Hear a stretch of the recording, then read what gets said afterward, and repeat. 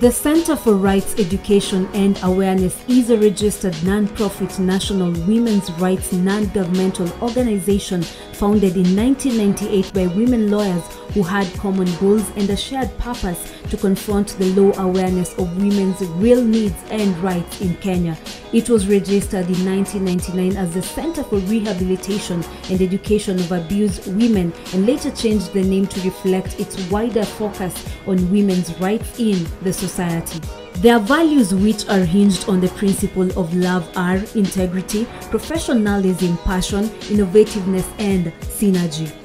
Their functions as provided in CRU's constitution are to create public awareness and sensitize society on women's rights, promote the opportunities for women in the political, educational fields, as well as in industry, business, and in the professions, generate new knowledge through innovative research and to reform policy and debate on women human rights, and strengthen institutional capacities and provide an open forum for discussion of all matters affecting women.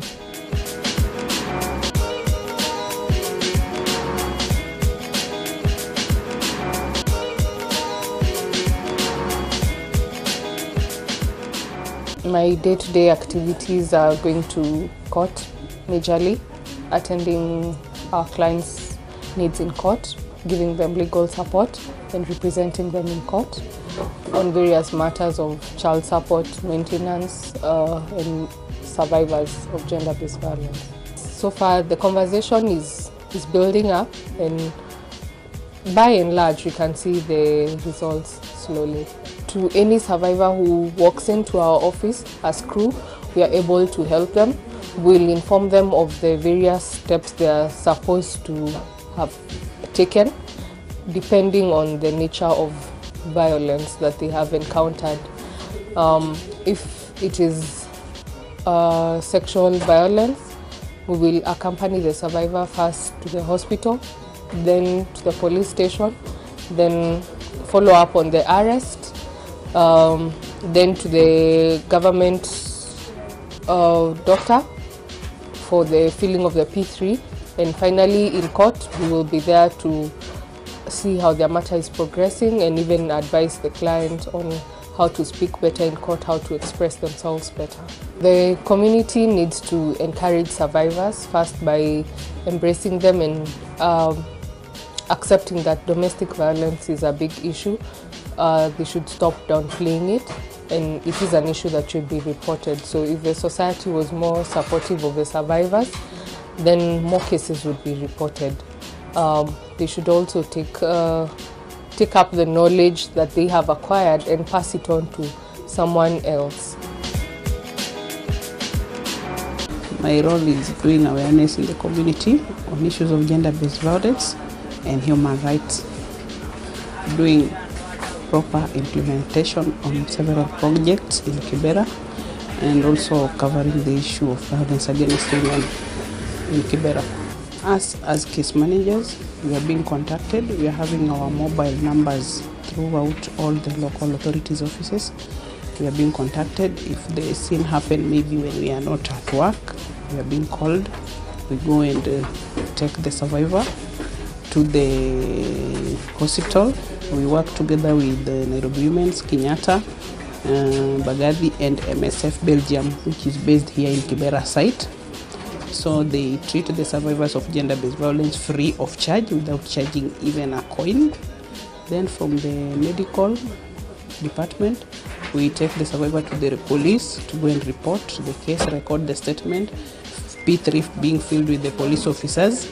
Then finally, we take the survivor to the traffic area where there's government doctor to go and approve the examination, which was done at first either in Kenyatta, Bagathi, or in Nairobi Women's Hospital.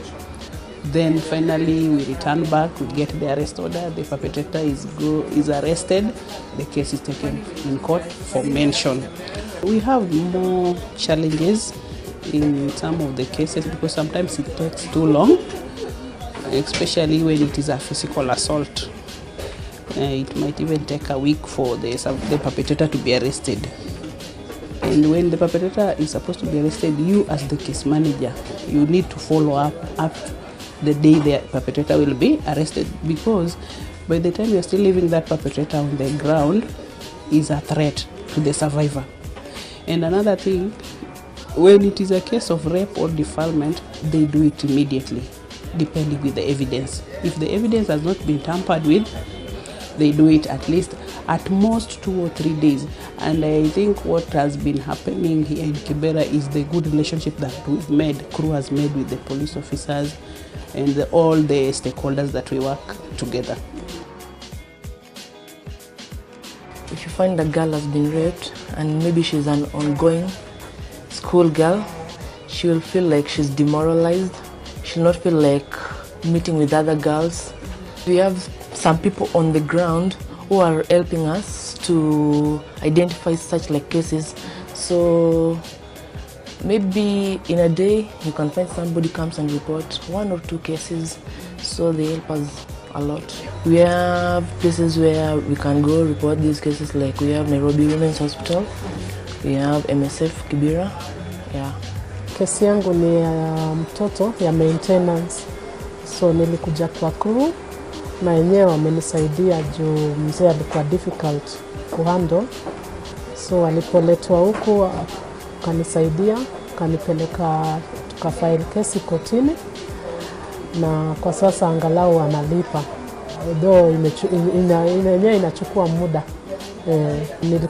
Nilienda kwanza kwa chief wa eneo langu hapa Kibera, ndio baadaye chief walipoongea na mzee akakataa kusikiza, ndio nilitumwa kwa crew.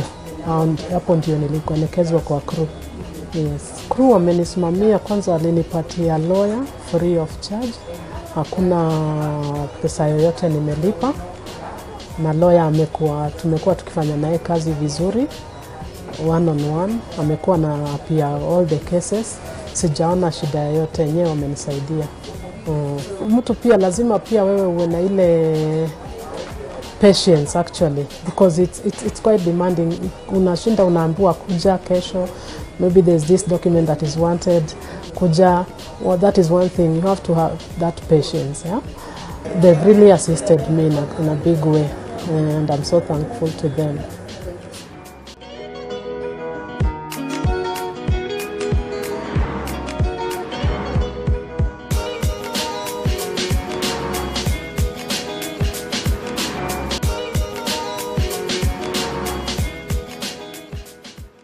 The Center for Rights Education and Awareness, a non-governmental organization whose mission is to champion for, expand and actualize women's rights. What exactly are they made of, and how far are they to realizing their mission? Join me as I speak to the program's manager, Angelina Sikanda. This is Solutions Barabarani and I am Maria Macau. Thank you so much, Angelina, for making time for us. Thank you. How far are you in the realization of your mission at Crew, and what are the challenges so far? As Crew, we are on course on our mission, whereby we've purposed ourselves and with the passion that we have to go ahead and spearhead efforts to champion the rights of women and children in Kenya. And so far, we've managed to do quite a bit in this sphere, and especially in our Access to Justice program and also Women in Leadership program. So we've done a lot to empower our women, to support them in initiatives that we feel are the core of everyday living, and especially in a place like here in Kibera. We feel that there's an opportunity for us to empower the women and support them as we try to seek justice. Okay, and so that is the basis of this program that you've been able to visit today, called Access to Justice program. Yes. Could you kindly highlight on the various programs you are hoping to achieve in your strategic plan? That is access to justice, the constitutional reforms, the governance and leadership. Could you kindly and briefly highlight on these things? Okay, our Crew has, we have most of 4 programs that we've been able to establish so far.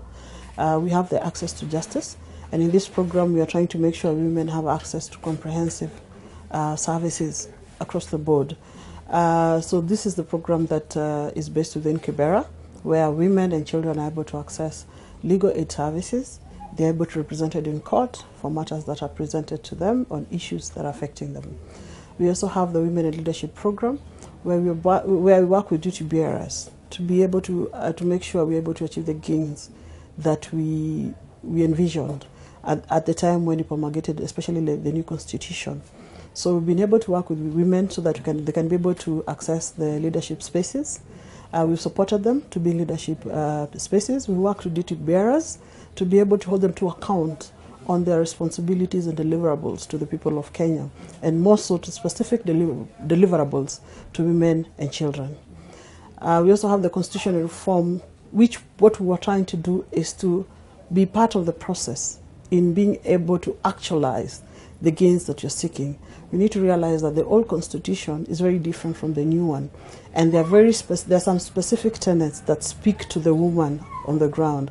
And what we are looking for is to be able to be a link to make sure that whatever we have envisioned in the new constitution comes to be. For example, we are at the forefront of supporting initiatives to make sure the 2/3 gender rule comes into effect. So far, we have achieved a lot with the passage of the Protection Against Domestic Violence Act. We have an amendment to the Marriage Act. We've had an amendment to the Matrimonial and Property Act. We also now have the Victims Protection Act, and those are some of the things we've been able to action. We've also had public interest litigation. We've seen quite a bit of success. For example, CRU was at the forefront at the time when we demanded the president to revise an earlier decree where the police officers who had been appointed to were all men in all the counties. And we were able to say, listen, that does not speak to the Constitution. And the president went and reversed that, and we've had women being put into leadership position. Even the time when the Chief Justice and the deputy and also the office of the DPP initially, when we started, the initial appointments were all men. And you had to remind the president, listen, this does not speak to our constitution, and therefore women were enrolled into these positions. And moving forward, we are seeing now government is able to recognize that fact, and therefore further appointments should be cognizant of that at least women should be represented in those positions to also be able to voice out their issues, because in some instances they're unique and need to be put into consideration.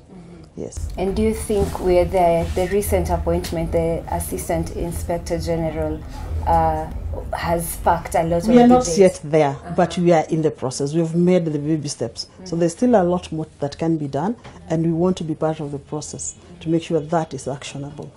We also have the Health and Governance Program, which runs in Narok and Isiolo, and there we're trying to empower the women to be able to enjoy health services in the same way those in urban settings are able to do so. With a lot of challenges in these areas, they are very marginalized communities, whereby women, especially on issues of maternal and child health, have had a lot of challenges to be able to get this service, more so because of cultural practices and also because of understanding of the health services that are nearest to them. So in these communities, we are trying to empower the women to engage with the county governments, to be able to demand more in terms of service delivery, and also to be able to empower them to be able to access those and utilize those services. Because it's one thing to make the services available, it's another thing to convince a woman at the rural areas to use the services available to them. So we're working on those areas of demand and supply of health services, and working with partners on the ground to make sure that comes to be a reality.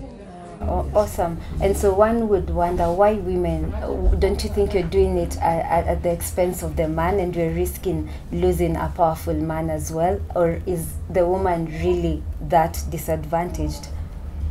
History can bear us witness that over the years, women have been marginalized. Women have been left out on all matters of governance, in all matters of services, in every other sphere you can think of, when it comes to education, when it comes to access to services, even elections. You'll find that as much as we say Kenyan population, women make a bigger population than men, when it comes to the actual work, it's still being done by men. When it comes to the actual decisions, it's still being done by men. And therefore, the woman who's at the ground has nobody to help them out, because she's still being told, ask the man to get it for you. And what we are saying in our current dispensation, we need to allow these women to speak out, because they are having these unique problems and nobody is addressing them. And therefore, for us, we said, listen, this is a big opportunity. These people are so many out here in our communities. We are there, and nobody's speaking for us. So can we set ourselves to be able to speak for them and to provide this opportunity and spaces for them to be able to actually feel that the government or the institutions out here are with them and serve them. Yes. So obviously the end goal is maybe women empowerment or women equity or equality. What's the difference between all these terminologies, or are they just the same thing?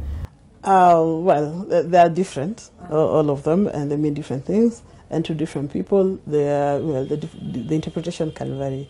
When you talk of empowerment, it's about skills building, it's about knowledge building, and it's about utilization of those rights. When you talk about equality, when you're talking about equality, is that there are some services which should be provided to women and men at the same level. All right. If you're going to education, for example, we should all go to school. All right. You're not going to say, I'll teach this to a man and teach this to a girl.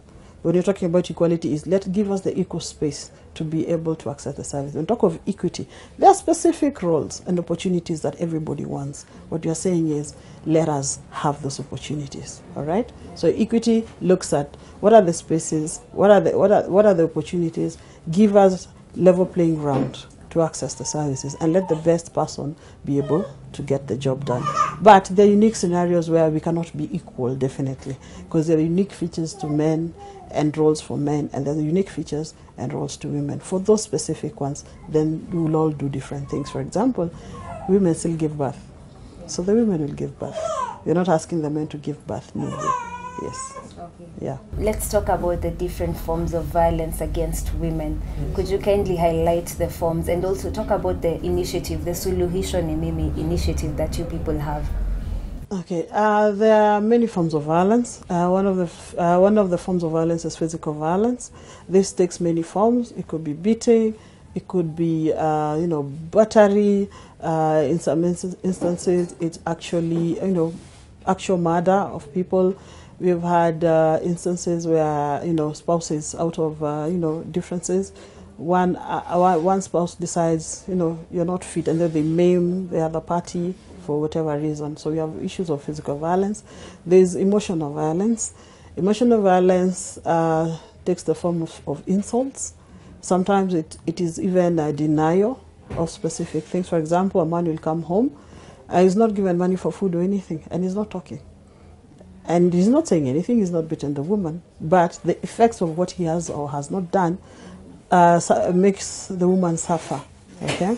We also have psychological violence, the insults that people will give each other, name calling, backbiting somebody, or talking ill about somebody to other people. That's another form of violence. We also have the financial violence, whereby now women are being denied access even to their own money. You've earned money and you need to give it to somebody else who will make the decisions on how that money is going to be used, and it does not recognize the fact of how much effort you've put. For example, work. A woman will work at the household, but most people interpret that to mean she's just sitting in the house. Household chores are not considered to be contribution. They may not be quantified in terms of money, but it is contribution towards that relationship and that family. And what are you guys doing in the Suluhisho ni Mimi initiative? The Solution Initiative, Nimimi Initiative, it is to empower the community, the women in Kibera, to be able to take responsibility for themselves and to own the process of accessing justice. So the Solution Nimimi program seeks to, and also to bring together the service providers to coordinate their services together and to be able to work as a team towards achieving the specific mandates. So the Solution in Mimi initiative was that crew brought together all the service providers who work around Langata area. And so we brought in the police, the hospitals working around us from Kenyatta, Bagathi, MSF, AMREF, and we brought them together into one unit to speak to one another and agree on modalities of working together as a team to offer services to survivors of sexual and gender-based violence. So what used to happen is that we would meet on a quarterly basis and caucus about the issues that we are meeting on the ground, and then come up with a way forward on how we can improve on service delivery. So we had those who are doing psychological services like counseling. We had the legal teams, the lawyers. We had the police who actually do the investigating and the documentation. We had members of the judiciary who would also give input in terms of the process and how to engage with the law and what needs to come before court. And also we had the media, the community media like Pamoja FM, where we would bring in experts to discuss and talk to the people about specific issues that are going on in the community, and also highlight the major issues at that particular point. Yeah, it's been a very successful project, and then again now individual services to individual survivors of violence, where if it's a case of rape, a case of domestic violence, if it's a case of divorce, then this woman has an opportunity to be able to access these services wholeheartedly. So it's a very comprehensive system that we've been working with, and that is a project that is implemented in Kibera. And do you think enough women are coming out and speaking up? They're not enough. They're not enough. We still have violence is still shunned by most communities.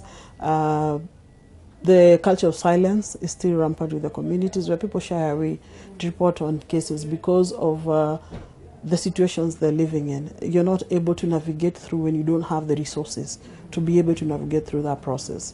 You need to realize that, if, for example, if it is hospitals, they are very far from where the communities are. You need transport to access these services. You need to move, for example, to Kilimani police station. From there, you're going to see the government doctor who's at traffic offices. The judiciary offices are out in town, and those are different dates and different times. The legal process is also very long. So this survivor looks at herself and says, listen, do I have the time to keep navigating from one place to another? At the end of the day, what am I getting vis-a-vis what I need on an everyday basis? What is my priority? So should they prioritize their daily needs at the expense of justice? Okay, so there are not so many of them. We have the fewer coming in. We are able to see them, and we are happy with the numbers so far. They've been increasing. But over time, and again, the idea for us is we would love a scenario whereby every woman would have the opportunity, should they seek justice, then they can engage with the system without being held back because of one thing or another. Yes. Okay. Women are their own enemies. Do you think that theory holds water? That for us is a stereotype, that women are their own enemies. Because you'll find that in most of those instances where that statement is used, is to say women must support fellow women. You support a cause, not because they're women, but because of the cause and the issues presented to you. So that for us is what we need for people to understand. I will support a man who is proposing something that is good for me and for the country. Okay? Not because they're a man or they're a woman, no. So people support a cause for their own reasons, and that people have used that to justify denying women opportunities because they say the women will not support each other. So for us, that's a stereotype. Yes. Be sure to catch us next week for a continuation of Cruise Story.